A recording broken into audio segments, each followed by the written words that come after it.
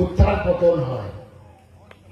এখন বিজেপি ক্ষমতায় আছে ভারতবর্ষে, হয়তো আরো কিছুদিন পরে আবার ওরা চলে যাবে, কংগ্রেসের নেতৃত্বে আসবে। এটা তো গণতন্ত্রের নিয়ম। ত্রিপুরাতে দীর্ঘ 7 বছর যাবৎ বিজেপি শাসন চলছে এবং আমার পূর্ববর্তী বক্তারা যা বলেছে তাদের নির্বাচনী প্রতিশ্রুতি একটাও পূরণ করতে পারে না। এবং একটা স্লোগান আছে, অপপ্রচার, দলবাজি, গুন্ডামিয়া খুন, বিজেপির 4টে গুণ। সারা রাজ্যে তারা চালিয়ে যেতে চাচ্ছে। একমাত্র ব্যতিক্রম আমাদের কৈলাসহর মহকুমা। আমরা তারা অন্যায় অফিসারের বিরুদ্ধে রুখে দাঁড়ানোর জন্য সর্বত্র আমরা প্রস্তুত থাকি। এখানে গুন্ডামি করতে পারে না, চেষ্টা করে মধ্যে মধ্যে, কিন্তু আমরা এটা সঠিক আমরা মোকাবিলা করি। কারণ এত দুর্নীতি কোনো কারণ হয় না।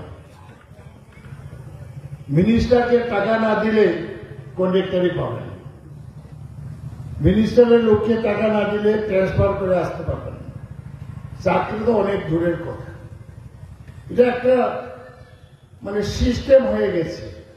এই যে বদরুজ্জামান সাহেব বলছেন এবার বিধানসভা তুলব, আমি এখন ত্রিপুরা বিধানসভার কংগ্রেস পরিষদীয় নেতা হয়েছি, ঠিকভাবে অ্যাসেম্বলিতে আমরা তুলব এবং আমরা তথ্য জোগাড় করছি, তথ্য পাচ্ছি।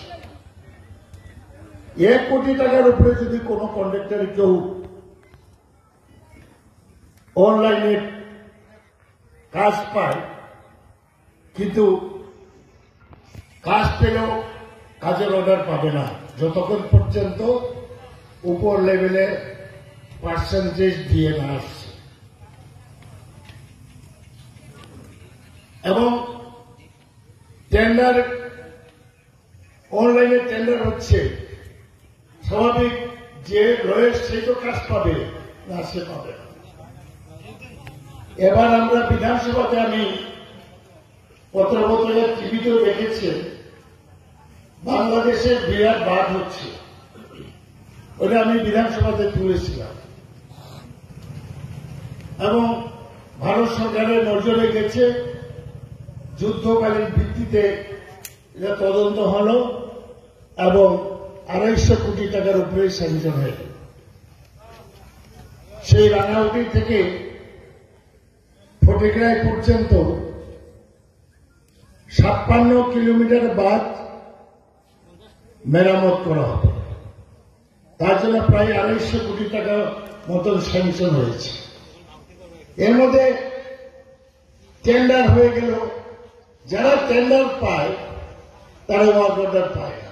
যেমন একটা এক্সাম্পল আপনাদের জড়ায়, বাঁধটা রক্ষা করার জন্য 3 কোটি কত জানি টেন্ডার হয়েছে, যে রয়েছে তাকে ওয়ার্ক অর্ডার দেয় না, সাইড দেয় না। অনেক টানাপোড়া করা হয়েছে এবং যে রয়েছে পায়নি, যে বেশি দর দিয়েছে, রেট দিয়েছে তাকে দিয়েছে। এখন হাইকোর্টে মামলা চলছে।